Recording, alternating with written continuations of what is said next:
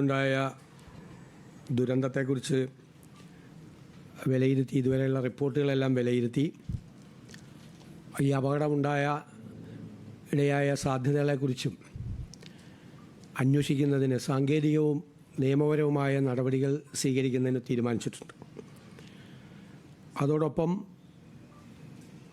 ഇതിന് തൊട്ടു മുകളിലായി ഒരു ലാൻഡ് സ്ലൈഡ് ഉണ്ടായി എന്നുള്ള റിപ്പോർട്ടുകൾ പ്രാഥമികമായി വരുന്നുണ്ട്.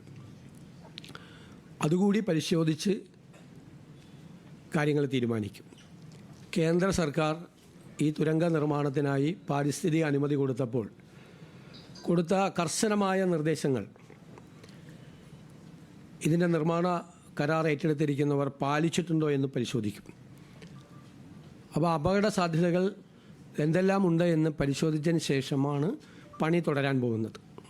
അതുവരെ ആ പണി ഇപ്പം നടക്കുന്ന നിർമ്മാണ പ്രവർത്തികൾ അതിന് ശേഷമായിരിക്കും ആരംഭിക്കുന്നത്.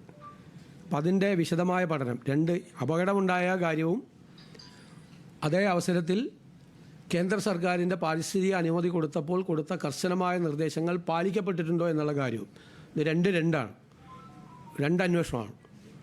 രണ്ട് തരത്തിലുള്ള അന്വേഷണം ഇതുമായി ബന്ധപ്പെട്ട് നടത്തും.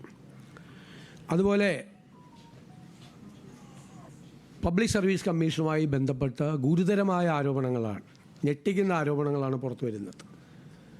പരീക്ഷ സംബന്ധിച്ച ക്രമക്കേടുകളെക്കുറിച്ച് അതിൻ്റെ പരാതിയും മറ്റു കാര്യങ്ങളും ലഭ്യമായതനുസരിച്ച് ക്രൈം ബ്രാഞ്ച് ഈ ക്രമക്കേടുകളെക്കുറിച്ച് അന്വേഷിക്കാൻ തീരുമാനമെടുത്തിട്ടുണ്ട്.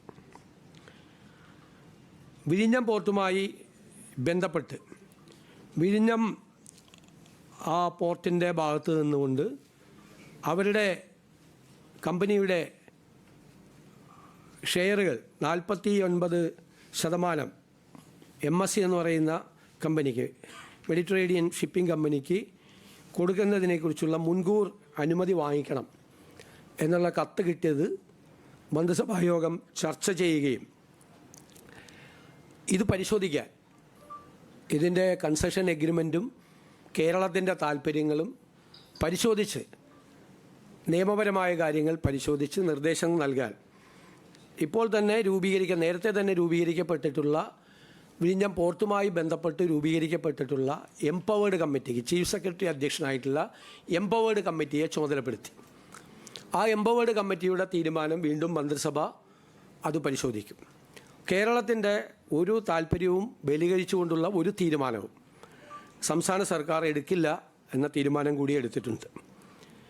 പിന്നെ നമുക്ക് സുപ്രീം കോടതിയിലെ സീനിയർ സ്റ്റാൻഡിംഗ് കോൺസൽമാരെയും ഹൈക്കോടതിയിലേക്കുള്ള കുറച്ചുകൂടി സ്പെഷ്യൽ ഗവൺമെൻറ് പ്ലീഡർമാരെയും സീനിയർ ഗവൺമെൻറ്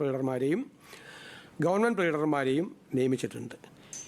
100 ദിവസത്തെ പരിപാടി അടക്കമുള്ള കാര്യങ്ങൾ കോർഡിനേറ്റ് ചെയ്യുന്നതിന് വേണ്ടി മുഖ്യമന്ത്രിയുടെ ഓഫീസിലും CS-ൻ്റെ ചീഫ് സെക്രട്ടറിയുടെ ഓഫീസിലും ഒരു പ്രോഗ്രാം മാനേജ്മെൻറ്റ് കോർഡിനേഷന് വേണ്ടിയിട്ടുള്ള പ്രത്യേകമായ സംവിധാനം ഏർപ്പെടുത്തിയിട്ടുണ്ട്. 100 ദിവസത്തേക്കുള്ള പദ്ധതി, അതുമായി ബന്ധപ്പെട്ട് മുഖ്യമന്ത്രി തന്നെ 19 മന്ത്രിമാരും അവരുടെ വകുപ്പുകളുമായിട്ടുള്ള മീറ്റിങ്ങുകൾ ഇന്നലെ കഴിഞ്ഞു. അപ്പോൾ അത് സമയബന്ധിതമായി ആ പദ്ധതി പൂർത്തിയാക്കുന്നതിന് വേണ്ടിയിട്ടും ആ പദ്ധതി നിരീക്ഷിക്കുന്നതിന് വേണ്ടിയിട്ടും ഒരു ഓപ്പൺ പോർട്ടൽ, അതായത് മാധ്യമങ്ങൾക്കും പൊതുസമൂഹത്തിനും പരിശോധിക്കാൻ കഴിയാവുന്ന തരത്തിലുള്ള ഓപ്പൺ പോർട്ടൽ, ഓരോ ഡിപ്പാർട്ട്മെൻറ്റിൻ്റെയും 100 ദിവസത്തെ പദ്ധതികൾ, അതിൻ്റെ പുരോഗതി. അപ്പോൾ അത് അവിടെ കളർ കോഡാണ് കൊടുത്തിരിക്കുന്നത്. പൂർണ്ണമായി 80% മീതെ പൂർത്തിയാക്കിയാൽ ഗ്രീൻ കളറാണ്, 50-നും 70-നും ഇടയ്ക്ക് പൂർത്തിയാക്കിയാൽ ആംബറാണ്, ഓറഞ്ച് കളറാണ്. തുടങ്ങിയിട്ടില്ല പരിപാടി, കാര്യമായിട്ടൊന്നും പോകുന്നില്ലെങ്കിൽ റെഡ് കളറാണ് കൊടുത്തിരിക്കുന്നത്. അപ്പോൾ ഒരു പൊതുസമൂഹത്തിൻ്റെയും മാധ്യമങ്ങളുടെയും നിരീക്ഷണത്തിന് വിധേയമായിക്കൊണ്ടാണ് 100 ഡേയ്സ് പ്രോജക്റ്റ് നടപ്പാക്കുന്നത്. ആ പ്രോജക്റ്റുകൾ വിശദമായി വിലയിരുത്തി ഓരോ പ്രോജക്റ്റുകളും അത് നടപ്പാക്കുന്നതിന് വേണ്ടി വിവിധ ഡിപ്പാർട്ട്മെൻറ്റുകളിലെ വിവിധ ഉദ്യോഗസ്ഥരെ ചുമതലപ്പെടുത്തി. അതൊരു പരീക്ഷണം പോലെയാണ്.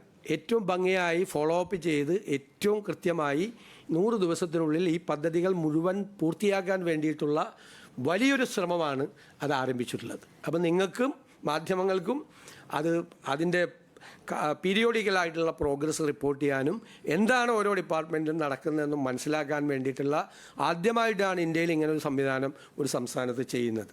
നിങ്ങളുടെ കൂടി ഒരു ഒബ്സർവേഷൻ, അഡ്മിനിസ്ട്രേറ്റീവ് ഒബ്സർവേഷൻ വേണ്ട സ്ഥലത്ത് നിങ്ങളുടെ കൂടി ഒരു നിരീക്ഷണം വെച്ചുകൊണ്ടുള്ളതായിരിക്കും ഈ 100 days പ്രോജക്റ്റ്. ഇതാണ് പ്രധാനപ്പെട്ട തീരുമാനങ്ങളുള്ളത്.